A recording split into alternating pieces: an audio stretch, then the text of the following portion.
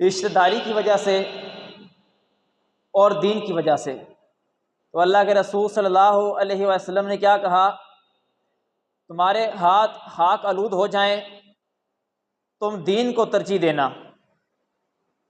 इसी तरह अगर हमने अपनी बेटी की शादी करनी है, बेटी का निकाह करना है, तो उसके लिए क्या है,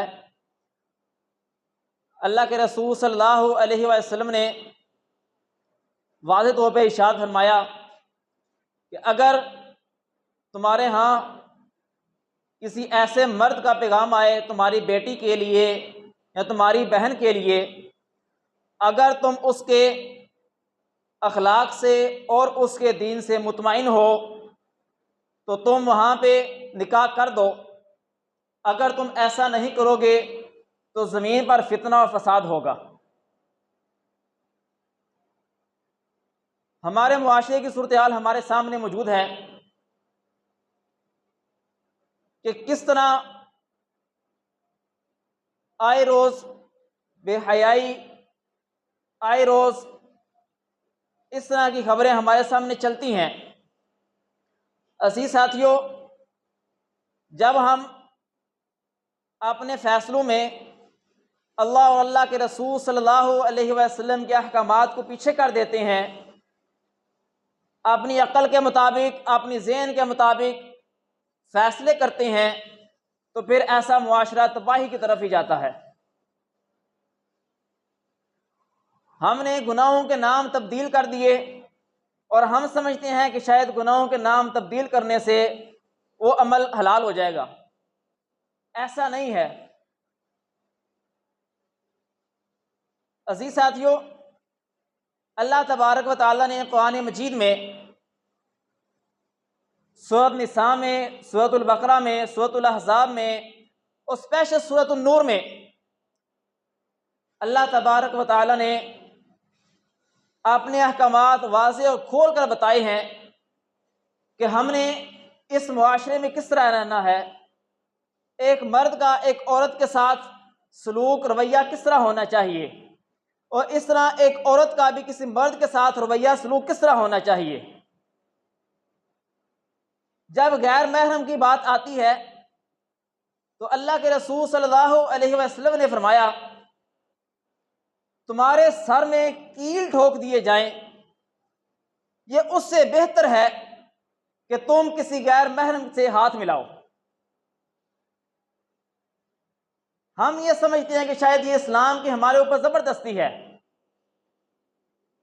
अजीज साथियों, चाहे मर्द हो चाहे औरत हो, जितनी इज्जत की हिफाजत इस्लाम ने की है, ऐसी इज्जत की हिफाजत और कोई नहीं कर सकता। हम कुरान मजीद को पढ़ें, अल्लाह तबारक व तआला ने वाज़ेह अहकाम हमको बताए हैं कि जब बच्चा 10 साल का हो जाए या बलूगत की उम्र को पहुंच जाए तो उस वक़्त उसको चाहिए कि वह अपने वालिदैन के पास भी इजाज़त लेके आए। हमारे मुआशरे में क्या सूरत हाल है, कोई शख्स किसी तरह किसी के घर में उठ के चला जाएगा और क्या कहेगा, कोई बात नहीं, अपना ही घर है। अल्लाह ताला क्या कह रहे हैं कि बच्चा बलूगत की उम्र को पहुंच जाए, वो अपने वालिदैन से भी इजाज़त लेके उनके कमरे में जाए। अल्लाह तबारक व तआला ने कुरान मजीद में पहले मर्दों को अपनी नज़र की हिफाजत का हुक्म दिया।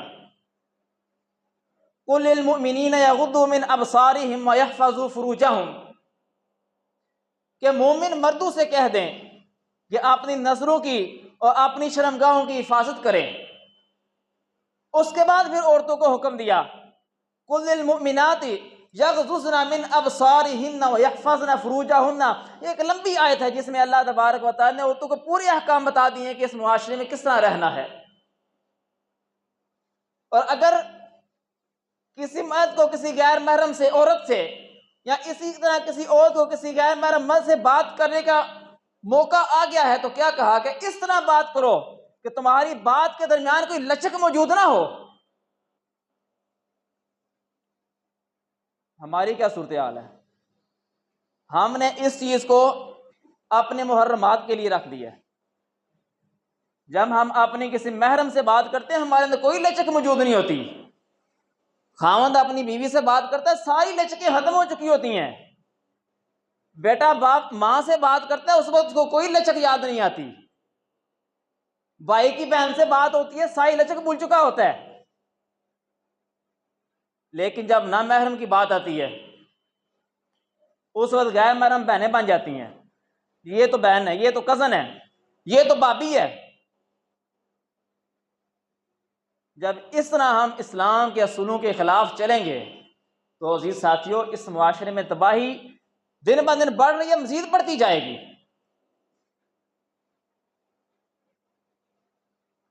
अल्लाह के रसूल सल्लल्लाहु अलैहि वसल्लम ने वाज़ेह तौर पे कहा, आपके सामने है हदीस बयान की पहले मैंने, कि जब तुम्हारी औलाद जवान हो जाए तो उनके निकाह कर दो। पाकिस्तान में ये इस रमज़ान मुबारक के बाद की रिपोर्ट है, पाकिस्तान में 35 साल से ज़ायद उम्र की लड़कियां पाकिस्तान में 1 करोड़ से ज्यादा हैं जिनका निकाह ही नहीं हुआ अभी तक। इनका जिम्मेदार कौन है? कोई बंदा इस बारे में गुफ्तगू नहीं करता। ये वो औरतें हैं जिनके निकाह ही नहीं हुए अभी तक। 1 करोड़ से ज्यादा हैं, उम्र उनकी 35 साल से ज्यादा हो चुकी है। जब कमवारियां औरतें इतनी हैं, बेवा की तादाद कितनी होगी, मुतल्लका की तादाद कितनी होगी? हम कहते हैं हमारा मुआशरा इस्लामी मुआशरा है। इस्लामी मुआशरा कौन सा था? जिस मुआशरे में आपको कोई बेवा औरत नजर नहीं आएगी। अगर कोई औरत बेवा हो जाती, जैसे ही उसकी इद्दत खत्म होती उसका निकाह कर दिया जाता। अगर किसी को तलाक हो जाती, इद्दत के बाद उसका निकाह कर दिया जाता था। हमारे मुआशरे में अगर किसी मर्द की बीवी फौत हो जाए ना, वो दूसरी शादी करने में टाइम नहीं लगाएगा।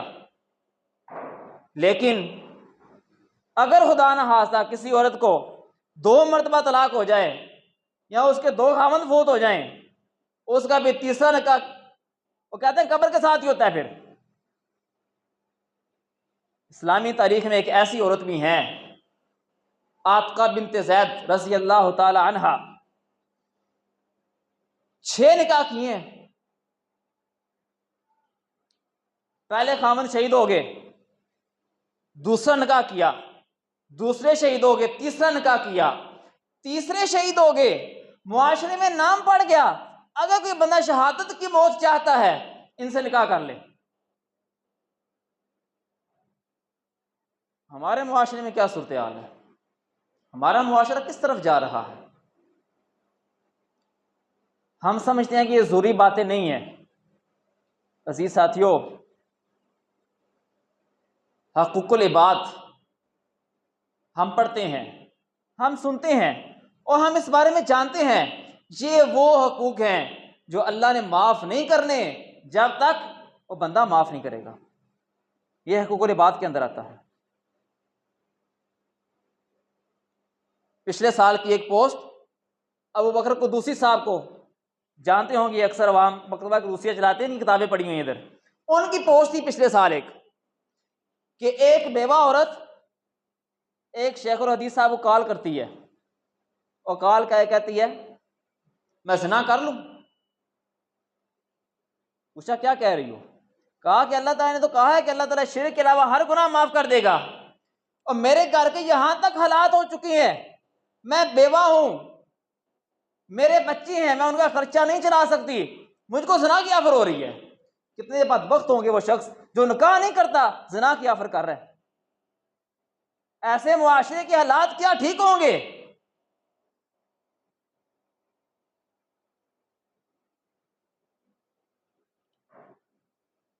हमारे बहाने होते हैं। सुन्नत के ऊपर अमल करना हो, अगर वो सुन्नत अपने आप को अच्छी लग रही है, हम उसके ऊपर अमल करते हैं।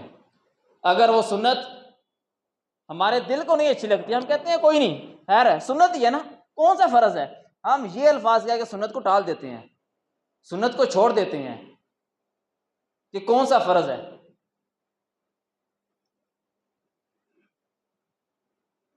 ये तो निकाह की अहमियत है। हमारे मुआशरे में औरत के साथ, स्पेशल बीवी के साथ सलूक कैसा किया जाता है। बीवी को इंसान ही नहीं समझा जाता।